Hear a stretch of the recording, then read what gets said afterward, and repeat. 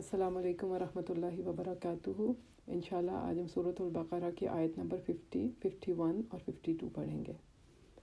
आऊज़ु बिल्लाहि मिनश शैतानिर रजीम, बिस्मिल्लाहिर रहमानिर रहीम। वइद और जब, फ़रक़ना फाड़ा हमने। फ़रक़ का क्या मतलब होता है? किसी चीज़ को दो या ज़्यादा हिस्सों में तकसीम कर देना। यहाँ कहा जा रहा है फ़रक़ना फाड़ा हमने, बिकुम तुम्हारे लिए, अल बहरा समंदर को।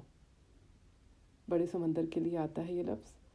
फ़अनजयनाकुम फिर निजात दी हमने तुम्हें, व अग़रक़ना और गर्क कर दिया हमने, आला फ़िरऔना आले फ़िरऔन को, व अंतुम और तुम, तंज़ुरून तुम देख रहे थे।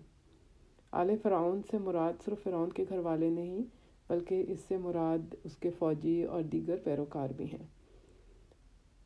तो इस आयत में अल्लाह सुब्हानहू व तआला फरमा रहे हैं कि जब हमने तुम्हारे लिए दरिया को या समंदर को फाड़ दिया और तुम्हें उससे पार कर दिया और फ़िरौनियों को तुम्हारी नज़रों के सामने इसमें डुबो दिया। अब खुदा की कुदरत देखें कि इसी बनी इसराइल में अल्लाह सुब्हानहू व तआला ने मूसा अलैहिस्सलाम को पैदा किया और इनकी परवरिश फ़िरौन के महल में हुई, और इसकी तफसीलात आप सूरत ताहा में देख सकते हैं। और जो आयत अब हम पढ़ रहे हैं इसकी तफसील आपको सूरत शुरा की आयत नंबर 60 to 65 में मिलती है कि जब मूसा अलैहिस्सलाम अपने भाई के साथ फ़िरौन के पास गए, उस तक अल्लाह का हुक्म पहुंचाया, मोजज़ात भी दिखाए तो वो नहीं माना। फिर एक बहुत बड़ा मुकाबला हुआ। मूसा अलैहिस्सलाम ने पूरी कौम के सामने अपने मोजज़ात दिखाए और जादूगरों को शिकस्त हुई। फिर भी फ़िरौन और उसकी कौम ना मानी। फिर इसके बाद अल्लाह ताला ने हुक्म दिया कि बनी इसराइल को लेकर मिस्र से निकल जाओ। मूसा अलैहिस्सलाम जहाँ जहाँ से गुज़रते, बनी इसराइल चुपके चुपके आपके लश्कर में शामिल होते जाते। ये सब बहर कुलज़ुम की तरफ गए। सुबह हुई और फ़िरौन को पता चला कि बनी इसराइल रातों रात यहाँ से निकल गए हैं, तो वो अपने लश्कर को लेकर उनके पीछे चल पड़ा। जब दोनों जमातों ने एक दूसरे को देख लिया तो मूसा अलैहिस्सलाम के साथियों ने कहा, हाय हम तो अब पकड़े गए। मूसा अलैहिस्सलाम ने कहा, हरगिज़ नहीं, मेरा रब मेरे साथ है, वो मुझे राह दिखाएगा। फिर अल्लाह ताला ने मूसा अलैहिस्सलाम को वही की कि अपने अस्वा को समंदर पर दे मारो।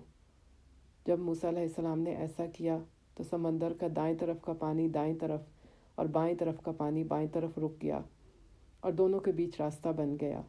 पानी का हर हिस्सा बड़े पहाड़ की तरह खड़ा हो गया। हज़रत मूसा अलैहिस्सलाम और आपके मानने वाले इन रास्तों से गुज़र गए। उन्हें उस तरह पार उतरते देखकर फ़िरऔन और फ़िरौनी फ़ौज ने भी अपने घोड़े इस रास्ते पर डाल दिए।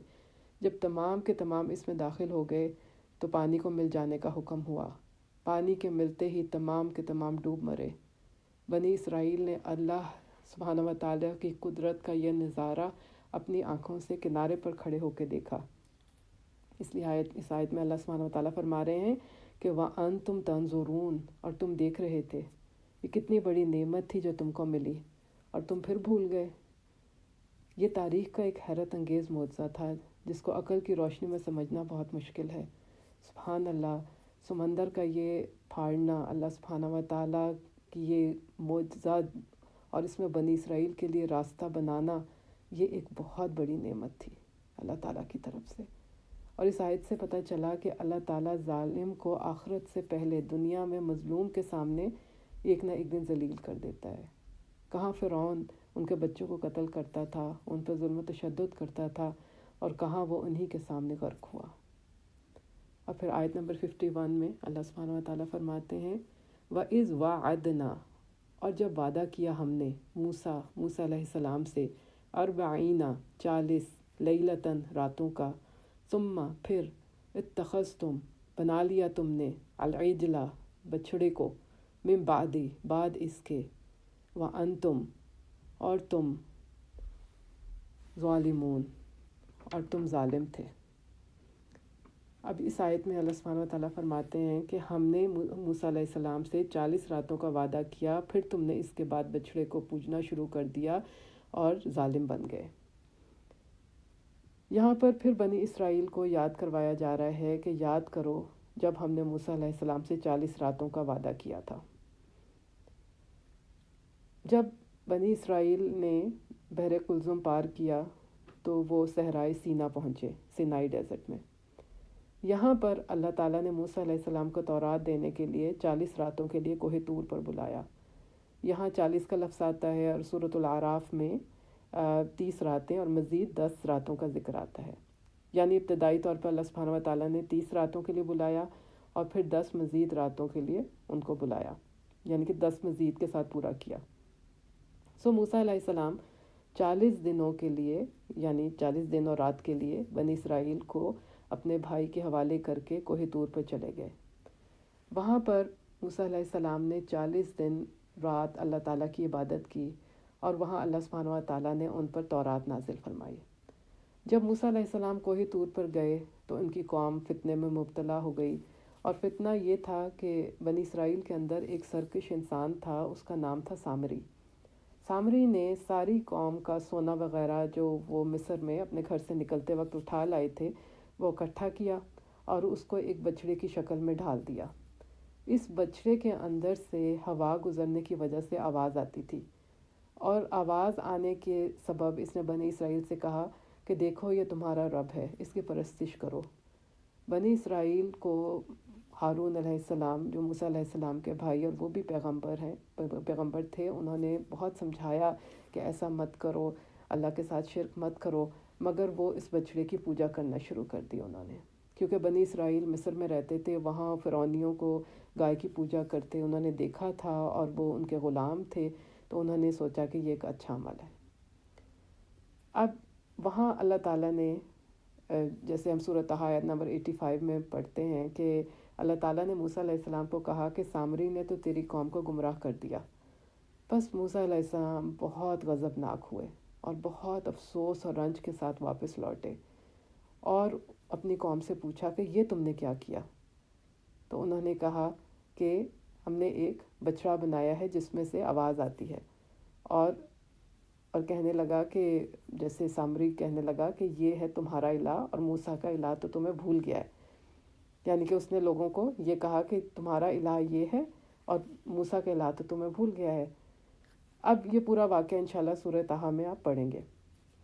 اب اس آیت کے آخر میں اللہ سبحانہ و تعالیٰ یہ فرما رہے ہیں کہ جب موسیٰ علیہ السلام کو ہم نے 40 راتوں کے لیے بلایا تو تم نے بچڑے کی پوجا شروع کر دی اور تم ظالم بن گئے، حالانکہ ان پر اللہ سبحانہ و تعالیٰ کے اتنے انعامات ہوئے تھے، ان کو فرعون کے ظلم سے اللہ تعالیٰ نے نجات دلائی، سمندر میں راستہ دیا، دشمن کو ان کے سامنے ڈبو دیا۔ ان کو چاہیے تو یہ تھا کہ وہ صرف ایک اللہ کی عبادت کرتے، اللہ کے شکر گزار ہوتے، انہوں نے کیا کیا؟ ناشکری کی، جس نے ان کو اللہ سبحانہ و تعالیٰ نے ان کو نعمتیں دیں، انہیں اللہ سبحانہ و تعالیٰ کے ساتھ ہی انہوں نے بچڑے کو شریک کر دیا اور یہ بہت بڑا ظلم کیا۔ انسان کتنا ظاہر پرست ہے کہ اللہ تعالیٰ کی قدرت کی بڑی بڑی نشانیوں کو دیکھنے کے بعد اور نبیوں کی موجودگی کے باوجود بچڑے کو اپنا معبود بنا لیا۔ اگر آج دیکھیں تو آج کا مسلمان بھی شرکی عقائد میں اور اعمال میں بری طرح مبتلا ہے۔ مسلمان کیا سمجھتے ہیں کہ ہم تو مشرک نہیں ہیں کیونکہ ہم مورتیوں کی پوجا نہیں کرتے، مگر اگر ہم دیکھیں کہ جو لوگ قبر پرستی میں ملوث ہیں وہ وہی اعمال کرتے ہیں جو پتھر کے پجاری اپنی مورتیوں کے ساتھ کرتے ہیں۔ اللہ تعالیٰ ہمیں اس سے بچائے، آمین۔ اور پھر آیت نمبر 52 میں اللہ سبحانہ و تعالیٰ فرما رہے ہیں ثم عفونا، پھر درگزر کیا ہم نے، عنکم تم سے، من بعدی بعد، ذالک اس کے، لعلکم تاکہ تم، تشکرون تم شکر ادا کرو۔ یہاں اللہ سبحانہ و تعالیٰ فرما رہے ہیں کہ اے بنو اسرائیل، ہم نے تمہاری اس لغزش کو، اس غلطی کو معاف کر دیا، تمہیں سنبھلنے کا موقع دیا، حالانکہ تمہارا جرم بہت بڑا تھا، ان کا بہت بڑا جرم تھا، اور شرک سب سے بڑا ظلم ہے۔ قرآن میں ہے ان الشرک لظلم عظیم، بے شک شرک سب سے بڑا ظلم ہے، لیکن اللہ سبحانہ و تعالیٰ نے ان کا یہ گناہ بھی معاف کر دیا۔ اور کیوں؟ لعلکم تشکرون، تاکہ تم شکر ادا کرو کہ ہمارا گناہ معاف ہو گیا۔ جب انسان پر کوئی تکلیف آتی ہے اور وہ استغفار اور دعا کرتا ہے تو اللہ سبحانہ و تعالیٰ اس کی تکلیف دور کر دیتا ہے، اور جب تکلیف دور ہو جائے تو اللہ کا شکر ادا کرنا چاہیے، شکوہ نہیں کرنا چاہیے، کیونکہ شکوہ شکر کو کاٹ دیتا ہے۔ اور شکر یہ ہے کہ دل میں اللہ تعالیٰ کے احسانات کو یاد کرے اور اللہ کو راضی کرنے والے کام کرے۔ تو اس آیت میں اللہ سبحانہ و تعالیٰ فرما رہے ہیں کہ میں نے اس سارے تمہارے ظلم کے بعد، اس شرک کے بعد بھی میں نے تمہیں معاف کر دیا تاکہ تم شکر ادا کرو۔ اور ان کی معافی کس طرح ہوئی تھی وہ انشاءاللہ نیکسٹ لیسن میں پڑھیں گے۔ اللہ تعالیٰ سے دعا ہے کہ اللہ تعالیٰ ہمیں شکر ادا کرنے کی توفیق عطا فرمائے اور بنی اسرائیل جیسے شرکیہ اعمال کرنے سے بچائے، آمین۔ وآخر دعوانا ان الحمد للہ رب العالمین۔